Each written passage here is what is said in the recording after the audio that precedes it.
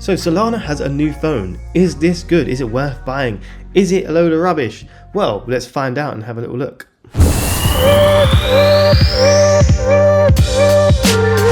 What's up guys, my name is Aaron and welcome to That's Crypto. Hope all of you are doing well out there. So today we are going to be talking about Solana and the new phone it has just dropped. And obviously if you're a Solana fan, then you're probably really happy, or if you're just not really a Solana fan, then we can also look at that aspect as well. Let's actually have a little quick look at this and we can check it out together. Let's check it out. Here we go. Solana mobile phone now available for order by the public, and yep, it's an Android device it seems. Solana, as a protocol and startup behind SAGA mobile phone, is seeing impressive growth in the embrace and adoption of the new device. This is showcased by an announcement that is now access to general public to start ordering the new phone, as revealed on the mobile phone is ready to ship in multiple locations including US, EU and Australia. So obviously I'm in the UK, we're not going to get that, maybe not yet. But here is a little look at that phone and what it looks like. So Solana broke a record when it became the first blockchain protocol to design and launch a mobile phone in its bid to bring Web3 closer to the average smartphone user. Cool. So Solana actually broke on the record for making a new blockchain phone, the first one. I mean, I've been in crypto since 2016 and I'm pretty sure I have actually seen a crypto phone before.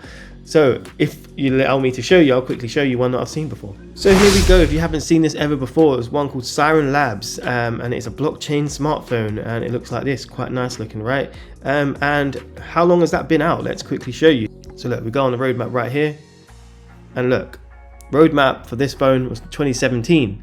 So, and that was the pre-sale of this phone, and obviously they're trying to carry on. I don't know if this phone is out at all. I have no idea, but I'm just letting you know that they're not the first to do this, okay? That being said, it might not be the first ever blockchain phone, and that's fine. But is it a good phone? And is it something that we would like to use? So let's look at that in a little bit more detail. This is Solana Mobile, Web3 like never before, and you can order a SAGA to the listed countries that we saw. So the dApp store, pretty cool. Use all your favorite Solana DeFi protocols, NFT marketplaces and Web3 apps on the go. So transact seamless across dApps anywhere, anytime, and then access exclusive dApp features only on SAGA. Discover the newest dApps right on your phone. So yes, it will have its own dApp store. Seed Vault, so you got a Seed Vault, seamless onboarding into your favorite Solana wallet and securely transact across dApps with ease. Seed Vault protects your seeds from malicious various actors. Wallets never have direct access to your seeds. Improve any transaction in an instant with a tap of your finger. Build on SMS today. So what exactly is this? Solana Mobile Stack provides a comprehensive toolkit and Android built environment that simplifies building mobile first dApps. This is the hardware, right? This is what I think is quite interesting. So a premium hardware experience. Solana Mobile teamed up with Osum to integrate Solana Mobile Stack with flagship quality device. SAGA delivers premium hardware, clean Android and Web3 in the smartphone you'll love to use. So here you go, we've got a 6.6 OLED display, so quite a good display, 156 gigabyte storage, which is actually quite good and quite high, 12 gigabyte RAM, that's good, and then yeah, some different stuff which I am not aware of, but yeah, I think that's like a graphics card or something. So it looks quite promising at the moment. I mean, a couple of things I'd like to point out. So there's positives and negatives.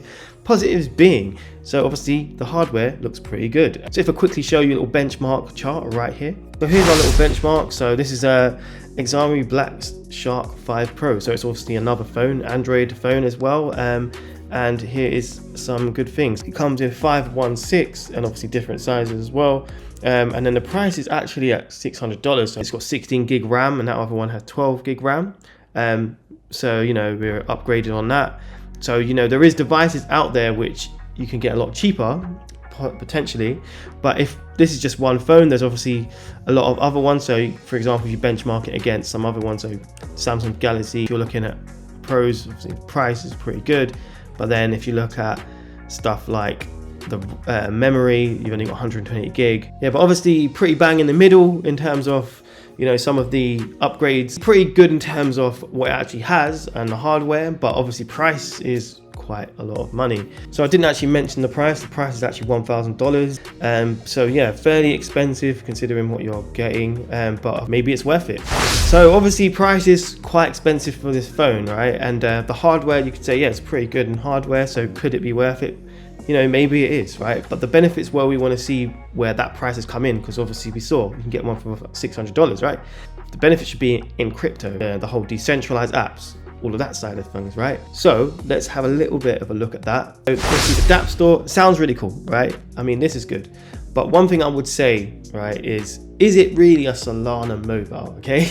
So for example, if I was expecting someone to come up with a new phone, right, I would expect the whole phone to be basically its own user experience, all this other stuff. But from what I can see from it, might be totally wrong, but it's basically an Android phone and you've just got one app installed on it, which is the dApp store, okay? So the main bit you focus on is creating a dApp store.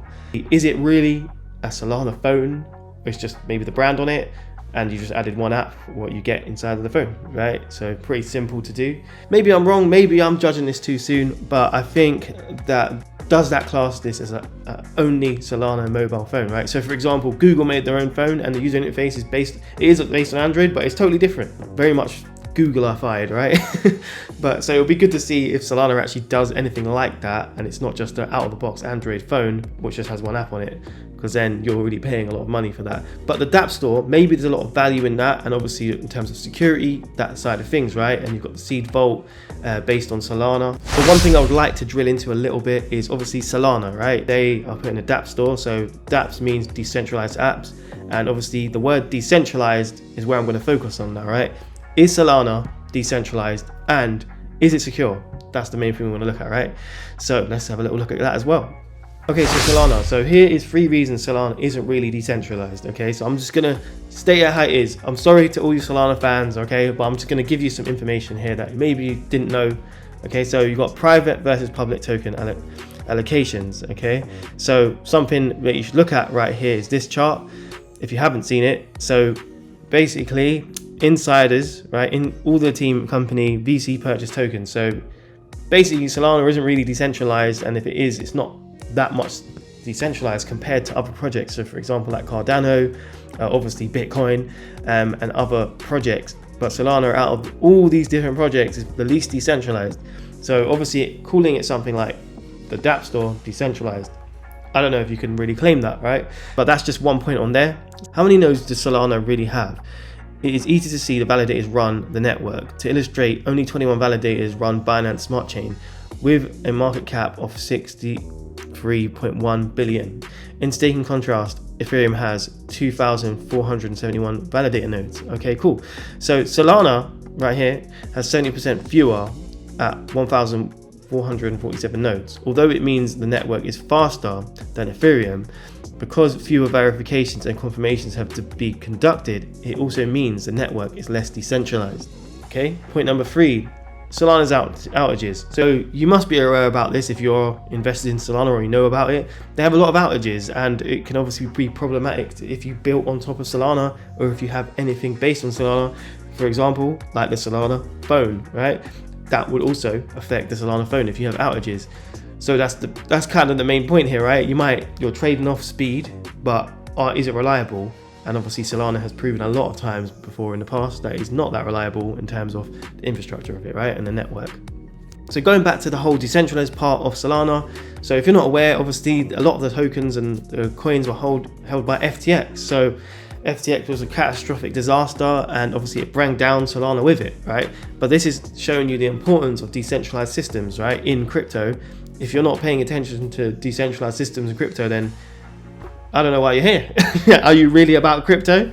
That's the whole point of this being decentralized. So can Solana survive the collapse of FTX? And that's a good question. So additionally, FTX and Solana were mutually invested in each other, with significant portions of Solana treasury now stuck in FTX, right? So FTX also invested in several high-profile Solana projects, including development of Serum Exchange, which is a major DeFi platform on Solana network. Obviously showing you some of this information, are you going to trust the Solana phone? And is it really decentralized phone? And is it secure? And is it reliable? I mean, that's up to you. Hopefully this information here is going to make you see things a little bit differently. On this channel, I'm really bullish on decentralized systems. So I've been obviously in crypto since 2016. I've seen a lot of highs, lows, all these different types of things. And one thing I can say is every time there's a centralized system inside of crypto, near enough it's going to fail. Look at all the big failures in crypto. They've all been centralized systems, right?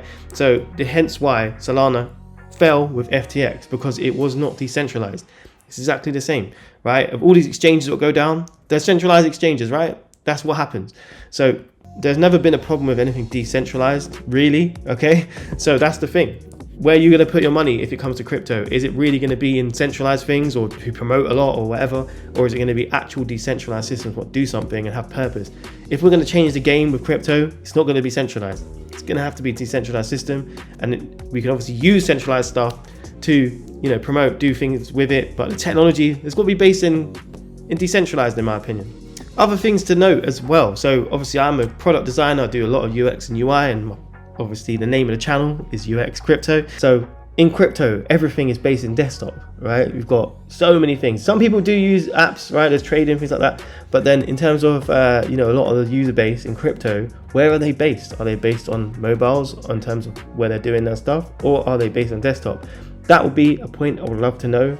And yeah, something to think about. If you like this video, then press the like button. And obviously if you want to be part of the journey with me, press subscribe, because we're going through all these different altcoins and we're just trying to make it, man. That's what we're trying to do. If you want to see a really good project, then check this video out right here. This one is absolutely amazing and you won't be sorry for watching it. But also if you want to see a whole bunch of videos, got a whole bunch of altcoins you could review, then check this out right here.